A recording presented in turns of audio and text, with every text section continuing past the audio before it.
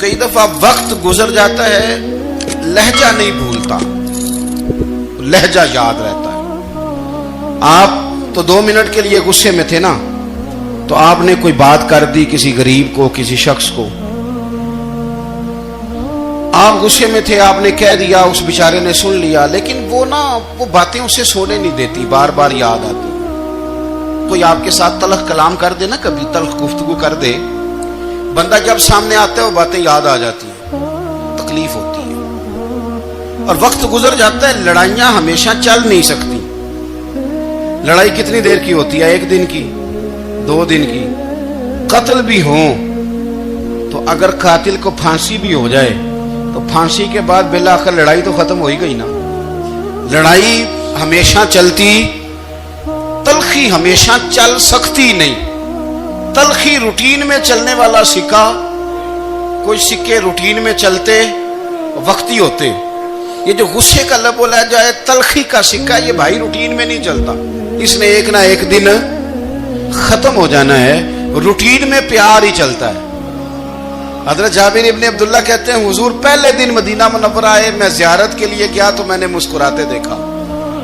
10 साल मैं दीदार करता रहा और विसाल से चंद दिन पहले भी मैंने ज़ियारत की तो मदीने वाले महबूब को मुस्कुराते हुए ही देखा है। ये जो आपका लबो लहजा है ना, अखलाक वाला, हुस्न वाला, मुस्कुराने वाला, ये लबो लहजा ना जरा लंबा चलता है। ये रूटीन है, ये रोज चलेगा। ये सिक्का वो है जो राइजुल वक्त रहता है, ये कभी भी खत्म होने वाला ये खजाना है। तो ये जो आपका तल्ख लबो लहजा, ये रूटीन नहीं। आरिफ रूमी रहमतुल्लाह अलैह फरमाते हैं कि मिसाल देने के लिए बात समझाते हैं। फरमाते हैं, एक शख्स जंगल में लकड़ियां काटने जाया करता था तो शेर से दोस्ती हो गई, यानी डायरेक्ट बादशाह से दोस्ती हो गई। और बादशाह भी वो जो जंगल का बादशाह है, जंगल के बादशाह से दोस्ती हो गई। अब वो लकड़हारा गरीब आदमी था, लकड़ियां तो काटनी होती थी, तो वो जंगल का बादशाह ऐलान कर देता जानवरों को कि मेरा दोस्त आया, एक तो कोई तंग ना करे, और दूसरा ये कि सब लोग मिलकर इसके साथ ताउन करें। कभी कोई जानवर लकड़ियां इकट्ठी कराता, कभी कोई अपनी पुश्त पे गधा, बैल, घोड़ा, खच्चर रख के वो लकड़ियां बाहर छोड़ने आता। तो अब उसकी बड़ी धूम मच गई जंगल के अंदर। लकड़हारा मजदूर था, वो बादशाह से दोस्ती करके बादशाह ही बन गया। वो घर आके ना बीवी को अक्सर बताता कि मेरा एक दोस्त है, मैं जाता हूं तो सारी पहले ही मखलूक खड़ी होती है मेरे इस्तकबाल के लिए। दोस्ती जो बड़े से हो गई है। बना है शाह का मसाहिब तो फिर है इतराता, वगरना शहर में गालिब की आबरू क्या है। हमने तो पूछता ही कोई नहीं, ये तो बना है शाह का मसाहिब तो फिर है इतराता, वगरना शहर में गालिब की आबरू क्या है। तो वो लोगों को बताता, बीवी को भी बताता दोस्त है। तो बीवी कहने लगी, इतनी तो तारीफें करता, ये नहीं बताया कि वो जंगल का शेर है, पर निरा दोस्त बता दिया। बीवी कहने लग गई कि तू इतना जो उसका जिक्र करता है तो किसी दिन बुला ना, बुला किसी दिन ताकि उसकी दावत करें। अब उसने फिर ना उसको पर्दे में रखा। क्या कहते हैं आजकल, सरप्राइज देना है, उनका सरप्राइज देना है, पर्दे में रखा कि वो शेर है। तो वो बुला लिया घर। अब उसके लिए कच्चा गोश्त, जाहिर है शेर ने कच्चा गोश्त दिखाना था। वो कहने लगी पकाना किस तरह का है। वो कहने लगा जब वो आएगा फिर बताऊंगा। अब वो कच्चा गोश्त 2-3 बकरे ज़िबा करके डाल दिए। वो आ गया शेर। और फिर उम्मी कहते जब वो आया ना तो उसकी बीवी ने देखा तो उसने एक सख्त जुमला कह दिया। कहने लगी ओहो, मैं समझी थी पता नहीं कौन है, इस तरह के दरिंदे तेरे यार हैं, कुत्ते बिल्ले दोस्त बनाए हुए, ये क्या बात हुई। खैर वो शेर ने सुन लिया, गोश्त खाया, वो चला गया। अगले दिन लकड़हारा लकड़ियां काटने गया तो शेर ने मुलाकात करते ही लकड़हारे से कहा कि ये ना कुल्हाड़ी उठा और मेरी पुश्त पे ना एक जख्म कर दे। उसने कहा नहीं मैं ये काम नहीं करता, तो मेरा दोस्त है। उसने कहा सुन भाई, मैंने प्यार से कहा तू मान जा, वरना मैं हूं शेर, मैंने तुझसे मनवा ही लेना है, मैं कोई तकलीफ दूंगा मुनासिब नहीं, तू कर। उसने कुल्हाड़ी उठाई और उसकी पुश्त पे एक जोर से जख्म लगा दिया, खून बहने लगा। اس نے کہا तूने आज के बाद आना है, लकड़ियां काटनी है, तुझे कोई कुछ नहीं कहेगा, बस ये एक हिकमत थी जो मैंने किया है. किस्सा मुख्तसर. वो आता रहा, लकड़ियां मिलती रही, खिदमत भी होती रही. 6-8 माह गुजर गए. एक दिन शेर उससे कहने लगा, ये मेरे जरा बाल उठा के देख, वो जो तूने जख्म लगाया था वो कहां पे है. उसने वो बाल उठा के देखा तो जख्म मिला ही नहीं, कई जगह पे टटोला का, यार यहां था, यहां था, यहां था. शेर ने फिर क्या कमाल ही जुमला कहा. उसने कहा कि वो जो कुल्हाड़ी का जख्म तूने लगाया था ना, वो मुकम्मल हो गया, लेकिन तेरी बीवी का जो लहजा था और उसकी जो तलखी थी वो आज तक मेरे जहन में मौजूद है. वो अभी भी मुझे तकलीफ देती है. बात सोचता हूं, मुझे उसने दरिंदा कहा, उसने मेरे बारे में इतने कच्चे और कमजोर और सख्त जुमले कहे, तो वो बात मुझे भूलती, वो आज भी मेरे जहन में उसी तरह गूंजती है. तल्ख जुमले जो उसने कहे और खौफनाक जो अंदाज उसने इख्तियार किया, वो बात मुझे कभी भी भूलती. तो आपके लफ्ज लोगों को भूल जाते हैं, पर लहजा याद रहता है अगर हम अपने लहजे पर थोड़ी तवज्जो ही कर लें. कुछ लोग कहते हैं जी मेरा जी रूटीन ही ये है बात करने की. तो ये याद रखना, किसी वक्त ऐसा भी होता है कि शेर को सवा शेर मिल जाता है. फिर ऐसा ना हो कि आपकी तलखी की जवाब में कोई इस तरह की तलखी हो कि फिर आप उसको कभी भुला ना सके. हमारे यहाँ ना ये दौर तेजियां दिखाने का दौर है. कुछ लोग जरूरत से ज्यादा तेजी दिखाने की कोशिश करते हैं. उन बेचारों का कभी कभी इतना सख्त नुकसान होता है कि उनको उनसे भी कई गुना तेज बंदा मिल जाता है. वो किसी ऐसी जगह जाके बेचारे उलझ जाते हैं जहां से वापसी का रास्ता नजर नहीं आता. इसलिए नबी पाक सल्लल्लाहु ताला अलैहि वसल्लम ने फरमाया कि हुस्ने अखलाक वाला आदमी अपने अखलाक की बुनियाद पर नफली रोजा रखने वालों और रात को कयाम करने वालों से ज्यादा फजीलत हासिल कर लेता है. इसलिए कि उसका अखलाक, उसका लबो लहजा, उसका अंदाज, उसकी गुफ्तगू, वो जो गुफ्तगू उसकी होती है वो इतनी मीठी होती है कि लोगों के दिल नहीं टूटते, बल्कि बाज़ औक़ात उसकी गुफ्तगू की वजह से जो गम ज़दा आदमी होता है उसे सुकून मिल जाता है, उसे तसल्ली. देखें, इंसान ने इंसान रहना है, उसने ना फरिश्ता बनना है माज़ अल्लाह, ना उसने खुदा बनना है, उसने इंसान रहना है. लेकिन वो कुछ भी नहीं किसी का सवार सकता. सिर्फ इतना है कि अगर आने वाले की वो सिर्फ अश्कशोई कर दे, बात तवज्जो से सुन ले और जाते वक्त 2 जुमले तसल्ली के बोल दे, और उसके जो बोल हों वो जरा मीठे हों.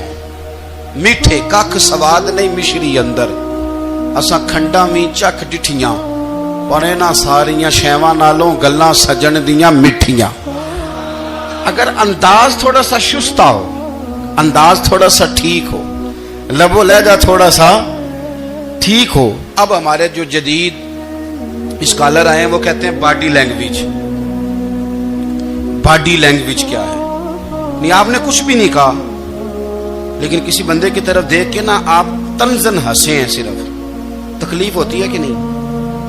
तो आपने बात तो की कोई नहीं. इसका मतलब है लफ्जों का नहीं, लहजों का भी असर होता है. लहजों का भी असर होता है. जो लहजे होते हैं ये बड़े देरपा होते हैं, इनके अंदर बड़ी मुस्कुराहट होती है, इनके अंदर बड़ा प्यार होता है. और आप तुरशरू होके जब कोई काम करते, सख्त होके कोई काम करते, तो फिर उसके अंदर हुस्न नहीं रहता, खूबसूरती नहीं रहती. नबी पाक अलैहिस्सलाम का फरमान सुने, मैं बात को समेटूं, कलेजा ठंडा करता है. हुजूर ने फरमाया, क़यामत के दिन मेरे ज्यादा करीब वो लोग होंगे जिनके अखलाक ज्यादा अच्छे होंगे. उनको ना जरा नेड़े जगह मिलेगी, कुर्ब में जरा जगह मिलेगी. कुर्ब में असां जे हां गुनाहियां दा जदों आमाल नामा फरोल होवे, जर्रे जर्रे ने सामने आ जाने, जो जो मुंह थी बोलिया बोल होवे. असां कोल हुजूर दे बैठ रहना, लख अमल तरकड़ी तोल होवे, ओदे कोलों की रब ने हिसाब लेना जेड़ा बैठा ही मुहम्मद दे कोल होवे. ओदे कोलों की रब ने हिसाब लेना, बैठा ही हुजूर दे. तो नबी पाक ने फरमाया, बैठ जाओगे मेरे करीब, पर शर्त है अखलाक अच्छा होना चाहिए, तुम्हारा लबो लहजा शुस्ता होना चाहिए. जगह नेड़े मिल जाएगी, नेड़े जगह मिल जाएगी, पर पहले आने वालों को नहीं. کوئی کہے میں پہلے گیا ہوں تو مل گئی، نہ اسے ملے گی جس کا اخلاق اچھا ہے، جس کا لب و لہجہ ٹھیک ہے، جس کا انداز فکر اچھا ہے. اور عید کا جواب پتھر سے دینا بھی چھوڑ دیں، بس تھوڑا سا اپنے سٹائل میں نرمی لائیں، انداز میں نرمی لائیں. کئی دفعہ آپ صحیح بات بھی کرتے ہیں لیکن وہ لہجہ ٹھیک نہیں نہ ہوتا تو صحیح بات بھی قابل قبول نہیں ہوتی. ویسے ایک بات عرض کروں، اگر روز کی بنیادوں پہ جس طرح آپ تھوڑی سی واک کرتے ہیں تو روز کرنی پڑتی ہے نا، روز کرنی پڑتی ہے. تو کوئی بھی آپ ڈاکٹر کے پاس جاتے ہیں تو وہ دوائی بتائے تو روز کھانی پڑتی ہے، پرہیز بتائے تو روز کرنا پڑتا ہے. تو تھوڑا سا نا لب و لہجے پہ بھی توجہ دیں. جس طرح منہ روز دھوتے ہیں نا، دھونا ہی پڑتا ہے، تو اسی طرح اگر تھوڑا سا لہجہ بھی دھونا شروع کر دینا. یہ جو لوگ آپ سے تھوڑا تھوڑا شکوہ کرتے ہیں تو اس نے کہا تھا کہ میرے لہجے میں غرور آیا تھا، اس کا حق تھا کہ وہ شکایت کرتا. تو کہیں تو ایسا ہے نا، کہیں تو کوئی تو بات بہو نے غلط کی ہے نا کہ ساس رو رہی ہے. کچھ تو ساس نے ایسا کہا ہے نا کہ بہو بیچاری کپڑے باندھ کے بچوں سمیت کہتی ہے گزارا نہیں ہوتا. کچھ تو ایسا بھائی آپ نے کہا ہے نا کہ کسی شخص کے من پسند روٹی پکی ہے پر وہ بیچارہ 3 دن سے کھا نہیں سکا. کوئی تو بات ایسی ہوئی ہے نا کہ سامنے والا تڑپ کے رویا ہے اور ہنسنا بھول گیا ہے. کچھ تو آپ نے کہا ہے نا، کچھ تو آپ نے کہا ہے نا. ایک آدمی تیار ہو گیا ہے کہ اب اس محلے میں رہوں گا ہی نہیں. کچھ تو ایسا ہوا ہے نا کہ لوگ پردیسی ہونے لگ گئے ہیں. کچھ تو ایسا ہوا ہے نا کہ سالوں بسنے والوں نے علاقے چھوڑ دیے ہیں. کچھ تو ہم ایسا تلخ کرتے ہیں کہ ہمارے اپنے پھر ٹھان لیتے ہیں کہ بس بھائی آج کے بعد تجھ سے ملنا نہیں. اس کا مطلب یہ ہے کہ تھوڑی دیر کا صرف لب و لہجے کا سخت ہونا اگر ہم ٹھیک کر لیں تو ہو سکتا ہے ہمارے دائیں بائیں والے بہت سارے لوگ سکھ میں آ جائیں، پیار میں آ جائیں، ان کو تھوڑا اطمینان ہونے لگ جائے. تو میرے عزیز آپ بات کو یاد رکھیں گے کہ جو اخلاق ہے، آپ کا جو اخلاق ہے، جو آپ کا کردار ہے، وہ اپنی ایک خوبصورتی رکھتا ہے. اس لیے میرے نبی پاک صلی اللہ تعالی علیہ وآلہ وسلم نے فرمایا تم میں کامل مومن وہ ہے جس کا اخلاق زیادہ اچھا ہے. جو کہانیاں زیادہ سناتا ہے وہ نہیں، جو اپنی خدمات زیادہ بتاتا ہے وہ نہیں، جو باقی سب کی نفی کر کے کہتا ہے کہ دنیا میں کوئی بندہ ٹھیک نہیں صرف میں ٹھیک ہوں، وہ والا بندہ نہیں. بلکہ فرمایا جس بندے کا اخلاق زیادہ اچھا ہے. اخلاق دیکھیں، یہ جو آپ کا لہجہ ہوتا ہے نا یہ بہت زیادہ اثرات مرتب کرتا ہے آپ کے گھر پہ بھی باہر بھی. آپ اگر اپنی گفتگو میں باڈی لینگویج کو تھوڑا سا اچھا رکھیں. کچھ لوگ ایسے ہوتے ہیں جو بات بڑی صحیح کرتے ہیں پر کچھ زیادہ ہی باتیں کرتے ہیں. تو وہ زیادہ باتیں کرنے کی وجہ سے ان کی جو صحیح باتیں ہوتی ہیں ان کا بھی وزن خراب ہو جاتا ہے، کیونکہ وہ زیادہ باتیں کرتے ہیں، ہر وقت بولتے ہیں، ہر وقت بات کرتے ہیں. تو جب وہ ٹھیک بات بھی کر رہے ہوں تب بھی ان کی بات کا لوگ اثر قبول نہیں کرتے. لیکن اگر ان کا لہجہ باوقار ہو، بات وہ تھوڑی کریں پر جتنی کریں ذرا سونی کر کے کریں، گفتگو میں خود بخود اثر پیدا ہو جائے گا، بات اچھی لگے گی. اخلاقی رویے اگر لوگوں کے زیادہ اچھے ہو جائیں، ایک تو مسکرانے کا بل کوئی نہیں آتا، اس کے پیسے کوئی نہیں لگتے، اور یہ بھی شکر ہے ابھی تک اس پر ٹیکس بھی کوئی نہیں، یہ بھی مقام تشکر ہے. تو اگر آپ بات کریں اور اس میں تھوڑی سی مٹھاس پیدا کر لیں، آپ تھوڑی سی بات میں نا مٹھاس. میرے ایک کلاس فیلو ہیں تو وہ تقریر کر رہے تھے اور میں سن رہا تھا، تو مجھے بعد میں کہنے لگے آپ تبصرہ کریں میں نے کیسی تقریر کی ہے. یہ ہوتا ہے نا جی، بعض اوقات دوست بیٹھتے ہیں بے تکلف تو کئی دفعہ کچھ باتیں ایسی ایک دوسرے کے ساتھ کرتے ہیں. تو مجھے کہنے لگے آپ بتائیں کہ میں بات کر رہا تھا تو کیسی تھی. تو میں نے کہا جب آپ بات کر رہے تھے تو میں ڈر رہا تھا، مجھے لگ رہا تھا کہیں آپ لڑ نہ پڑیں. بھئی آپ اطمینان سے بات کریں، آپ تسلی سے بات کریں، آپ خندہ پیشانی کے ساتھ بات کریں. میرے نبی پاک صلی اللہ تعالی علیہ وسلم نے فرمایا، مسلم شریف کی حدیث ہے، حضور فرماتے ہیں نیکی کو کبھی چھوٹا نہیں سمجھنا، نیکی کو حقیر نہیں سمجھنا. کچھ نہ ہو سکے تو اپنے بھائی سے مسکرا کے بات ہی کر لیا کرو. بات کرو تو تمہارے لہجے میں ترش روئی نہ ہو.